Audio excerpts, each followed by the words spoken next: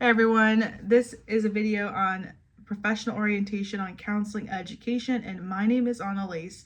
Today we're going to be covering my perspective on counseling education, my personal values and beliefs, and how those have been shaped by those experiences and what practice may look like. All right, so today we're going to be talking about the role of leadership, advocacy, and community in counseling education. All right. So let's jump right in. Let's do a little self-reflection here. My name's Annalise. I am a Hispanic woman. I'm from a low socioeconomic background, and I am a first-generation college student. All right. And so I've witnessed some suffering in my life through my upbringing, and it made me curious about what does this suffering look like within a system? How does the system interact with people, and how does the individual interact with the system? Okay. And then I was curious, what's an intervention that can support a person through the suffering or even create growth for the individual, for the system, for generations? So that made me very curious about counseling. Counseling, I felt, was the intervention that I can interact with and kind of create as my career. So for counseling education, I view those values of being curious about social justice, about being curious about how people interact with the system and systems, even education as a system. What does that look like? So that really impacts my views. So specifically, what we're going to be talking about today is what we're going to be utilizing today, rather, is feminist pedagogy and constructivist teaching theory. So through these two values, they're closely aligned with my beliefs about counseling education. So leadership role, their leadership showcase. So I view myself as a server. As a leader, I serve others. And so what does that look like specifically? That could be in counseling education, I am serving the counselor in training or the student. So through the constructivist value of teaching, through the constructivist teaching theory, I am able to be collaborative with students. I'm able to be curious about their needs and create inclusive environments for deep learning and application. Through the feminist pedagogy, I'm able to create a collaborative environment for advocacy and being curious about and questioning biases and being supportive to people who have marginalized identities. So that is my leadership role, is creating an environment that is inclusive to people, and especially who have marginalized identities, for the students, but then also taking it a step further and having it apply to their counseling education, specifically training all the students on advocacy work in their education. So that's my role, that's my responsibility as the educator. Now you may be wondering, how does gatekeeping interact with this? How does gatekeeping intertwine with being collaborative? Seems kind of counterintuitive, doesn't it?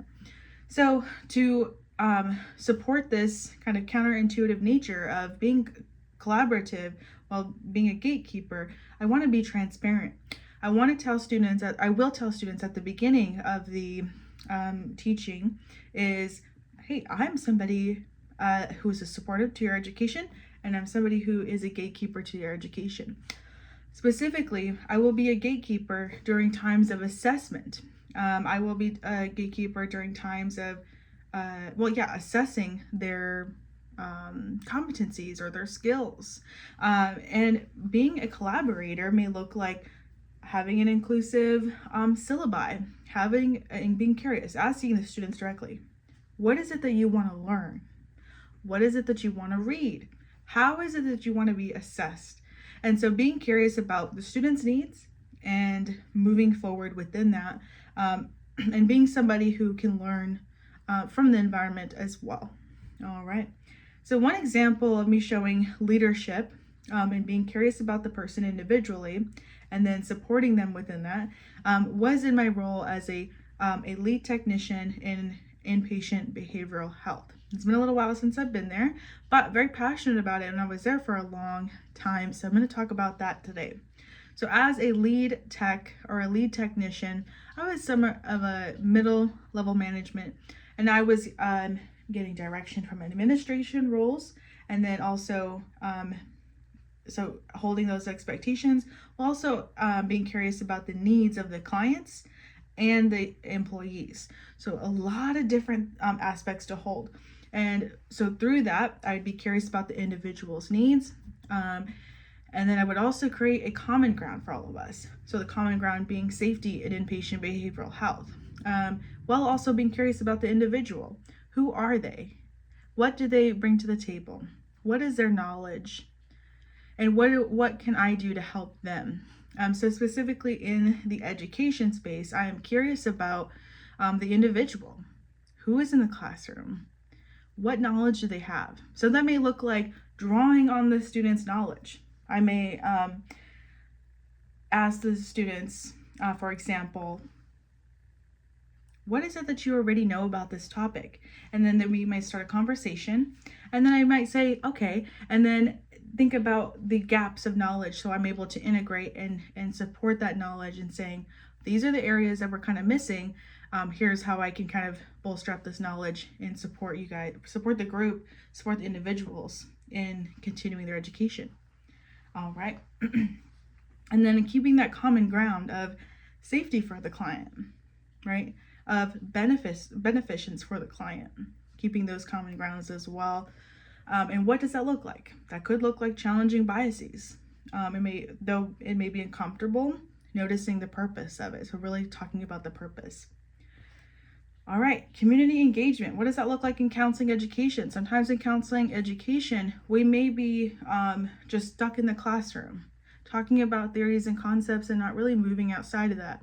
So it's important to me to continue my clinical work and being a clinician while I am teaching. So at the same time, curious about the results on that, but I do feel like it's important to have relevant teaching to the students and having that in-touch experience that is up to date for those students, and saying this is how the rules look like, or this is how it plays out in the clinician space, instead of something that's maybe disconnected or irrelevant to their teaching or to their learning rather.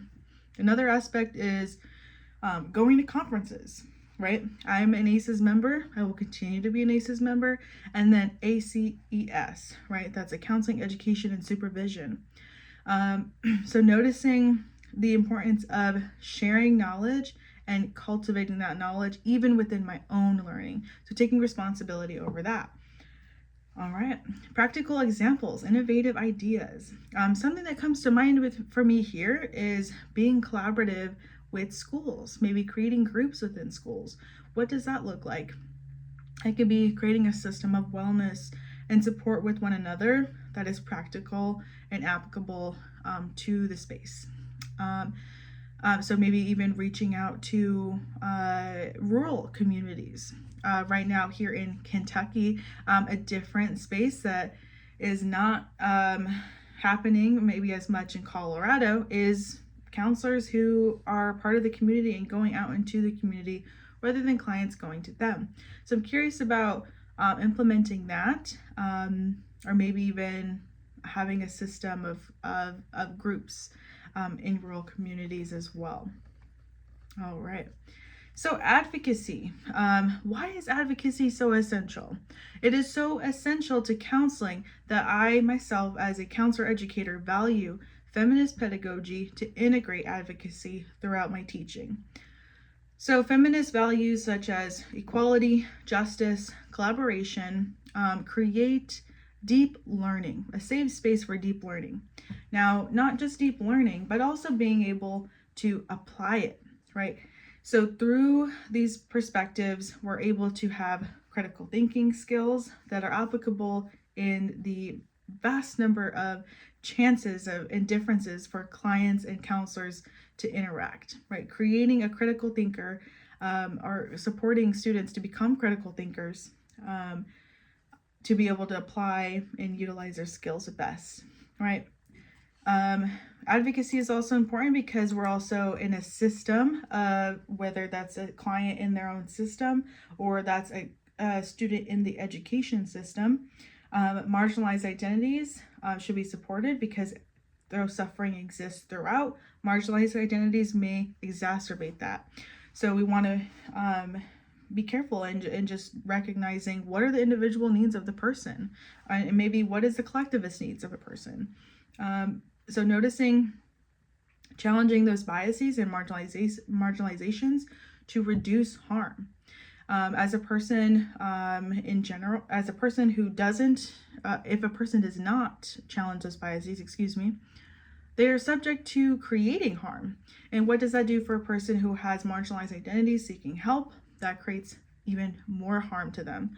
So on top of what they were already looking for help for. So, and that can create isolation. So really straying away from that and creating, rather than just not creating creating negative, but adding to the growth for people, if that makes sense.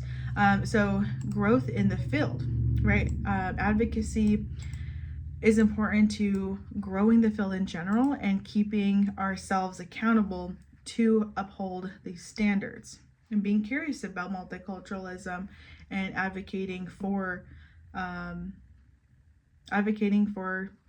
needs of the clients, the needs of the counselors. All right. Past advocacy experiences. So I get to work alongside TCMs, or targeted case management, at my place of work right now. And I notice how it takes a little while to get approved, and clients may need that support. So I advocate in my own work by connecting people with resources and getting people, like helping people in basic needs and basic support when they're not able to get approved right away, or they're not maybe even to get approved for TCM services at all. And so recognizing as well the legwork that it may take to kind of learn those resources in a new area. I moved to this area, Kentucky, about a year ago now. And so still learning what are the services available, how does it help the client, and what's the culture of those services. Sometimes there may be certain aspects of help, or maybe instability that actually doesn't help the client. So really learning those intricacies of resources that are available to the clients in the space to actually provide well-rounded support. All right. Hypothetical advocacy in the counseling education space. This is going to look like collaborating for client, or for the students' needs. Drawing on their knowledge. Again, that could be, what is it that you already know? Let me fill in the gaps as the educator about what is needing to be filled in for the education. What still needs to be worked on? What still needs to be addressed? We may be able to adjust for assignments. Instead of having a written paper, we may provide a video presentation. We may have an experiential with the presentation. We also may have, for example, role play and like observation feedback. So there's different ways to provide assessments and to see how clients or students are meeting their needs, are meeting the expectations of the field and their skills and competencies. So being able to provide various options and providing various learning experiences throughout the education, important for collaborative work. And this advocates because students may learn differently. They may really interact with one method or another, and being able to provide various really touches on everyone's needs in the classroom. All right, ethical research and informed practice. All right, so the importance of ethics, right? We want to align ourselves with the ACA Code of Ethics for the to uphold the counseling field, to be able to adhere to the rules, but not just to adhere to the rules, right? We want to be able to advocate for beneficence and justice of the client. So we do those rules for that. And then also being able to be curious about, what do these rules look like specifically within a culture? What do the needs look like for the client? What's best practice for the client? And being curious about the needs in the moment, but also being curious about overarching goals. right? Challenging students to think about if there's something that's missing in the ethical field, if there's something that maybe needs adjusting or needs growth, let's talk about it. Let's create that change. So I'd be curious to, not be curious, I will have in this space conversations about how do you, right, addressing students individually. How do you create change? How do I create change in the counseling field, and really cultivating that responsibility and advocating for best practice and equality throughout the counseling field. One area that does need particular help in is evidence-based practices. And how do we do that? Research. So research is something maybe could be scary for students, but noticing the importance of opening that conversation for one, having a system that actually addresses the needs of students, and not just having a kind of random opening space about, oh, well, I'm doing this research, come talk to me if you would like to talk about it. Well, that is great. That can actually, from what I found and understand, is that kind of cultivates the biases that students may have of, right, mentorship of kind of this open dialogue about research, because it's not really a system of research. It doesn't really invite people in a practical way. And so what actually helps the nerves of students in research? Doing research. So not just talking about it as a concept or what would you be interested in, but actually engaging with students in research. So I'm curious about that specifically for Regis, but also in my counseling education role in applying to different places and being an educator throughout different programs, maybe looking for research specifically to be able to practice in that, right? Specifically for evidence-based practices. Evidence-based is awesome, right? We don't have enough of it in this field, but that's an area we need to work on. And that is because we want counselors to be able to practice with evidence-based practices, because then we're able to build on top of it and notice. It actually helps the marginalized groups. It helps challenge those biases, because if we have something that isn't evidence-based, do we actually know if it's beneficial? Do we actually know if it's not causing harm? And noticing that the first groups that are going to be experiencing that is going to be marginalized groups. And so we don't want to do that, right? So having the evidence-based research to support social justice, equality, and collaboration. All right. How do we apply ethical principles and integrate research? We want to have evidence-based in practice. What this looks like particularly in programs, I'm curious to see how this may play out. If it is, I know we've talked about it in research before, but I'd be curious just to start that conversation in the counseling education space about what evidence-based practice are you leaning toward, instead of it just being this kind of open conversation about what kind of theoretical orientation are you aligning yourself with, what evidence-based practice are you leaning toward as well. So that way there is this sense of relationship alongside evidence that's actually helping the client with a solid relationship, because we know that an ethical or a relationship is really important to that counseling and client relationship. All right. We also want to stay up to date about research, and then encouraging students to be to contribute to the research. So staying up to date about research is going to look like asking the students, what research can you find in this particular area? Maybe having an open reading 1 week where students bring in their own peer-reviewed articles about research on a particular area. For example, maybe I'm teaching human growth and development. What kind of evidence-based research, or what research is coming out about human growth and development, or how does that contribute to counseling? And just getting students to be curious about this and engaging them in practices. Now, it may not be typical, so we may have some resistance with this, but practicing with it and surrounding ourselves with the support, even though it may be difficult.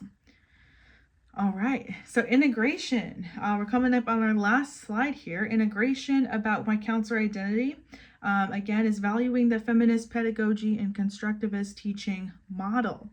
All right, so we want to be able to have deep learning in the counseling education through self-reflection, and then cultivating that knowledge and collaborating with students. Okay, and the purpose of this is to have application for counseling skills and for students to take responsibility over themselves with support and have self-reflection. Then the purpose of self-reflection is to continuously have advocacy roles and be able to take responsibility over their own biases, be curious about them, and challenge those so they're able to create an environment for themselves and their own counseling practice. All right. Well, I hope you enjoyed this video and me talking about this professional orientation. If you have any questions, reach out, and I would be curious to see if anybody else kind of aligns themselves with the constructivist teaching theory and the feminist pedagogy. All right. Thanks. Bye.